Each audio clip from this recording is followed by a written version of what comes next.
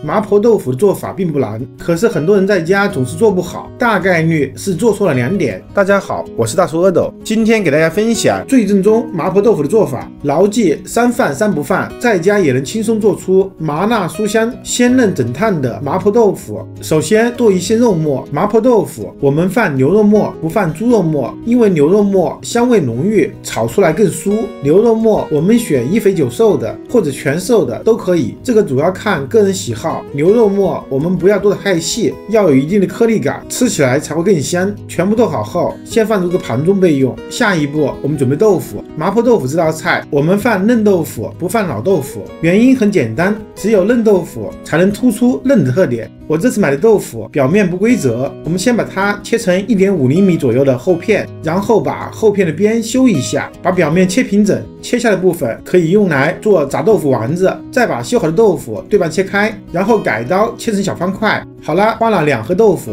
切出了大约400克的整齐的豆腐块。牛肉和豆腐准备完毕，下一步我们准备配料。麻婆豆腐我们放青蒜苗，不放姜末，姜末会掩盖住牛肉的香味，而且吃起来还会塞牙，从而影响这道菜的口感。准备1根清洗干净的青蒜苗，先用刀把它的根部给切掉。大蒜叶子根茎的部分切成比较短的小段，叶子部分也切成同样大小的小段。青蒜苗有蒜的香味，味道比较温和，不刺激，一般而言就不加蒜末了。全部切好后，把它们分开，然后放入个盘中备用。下一步，在案板上放上1大勺的红油豆瓣酱，然后用刀把它剁细一点，一直剁到没有明显的颗粒感。这样做不仅能够吃起来口感更细腻，也能更好的炒出红油。切好后放入一个盘中，再加入1小勺清洗干净的豆豉，最后根据个人吃麻吃辣的程度，准备1碟辣椒面和1碟花椒面。在成都的麻婆豆腐老店也使用的是花椒面。下一步，我们先把牛肉炒一下，准备1口干净的锅，加入适量的菜籽油，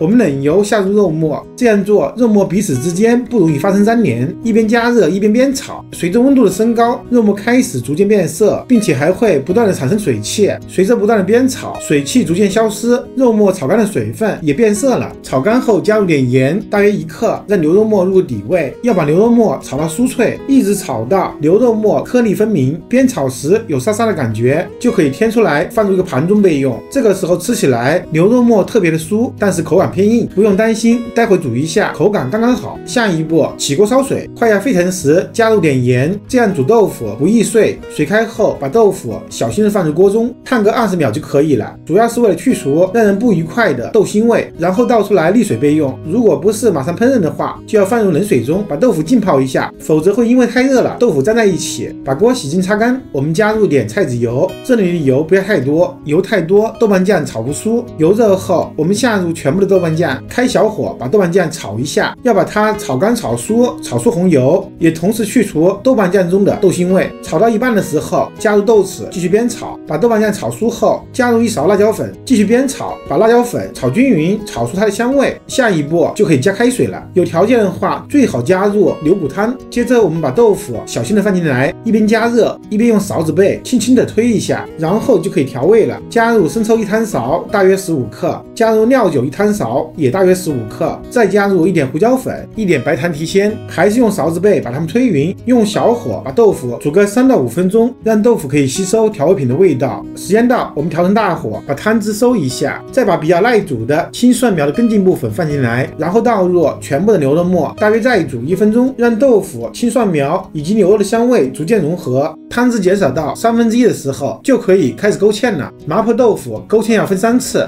水淀粉我们沿锅边淋入，然后用勺子背推动一下，让它均匀的糊化。第一次勾芡后，豆腐会出水，我们需要同样的方法再勾芡1次，还是用勺子背推匀，然后迅速的加入大蒜叶子，它也能吸收少量的水分。接着我们第3次勾芡，锅中的汤汁就变得非常浓稠了，可以完全包裹住豆腐。我们就立刻关火，菜的余温能够把青蒜苗叶子刚好烫熟，上桌吃的时候刚刚好。在酒店，为了突出麻婆豆腐烫的特点，会使用加热过的砂锅作为容器，我这里用刚刚蒸过的大盘代替，它不是冷的还很烫，烫，这样不会影响豆腐的温度。最后我们均匀的撒上花椒面，一道麻辣酥香、鲜嫩整烫的麻婆豆腐就完成了。趁热吃，效果俱佳。豆腐又汤又嫩，牛肉末又酥又香，包裹着厚厚的芡汁，麻辣味十足，特别过瘾。我是大厨阿斗，感谢您的观看。如果您也喜欢我的视频，请您关注、点赞、收藏、转发给更多的人。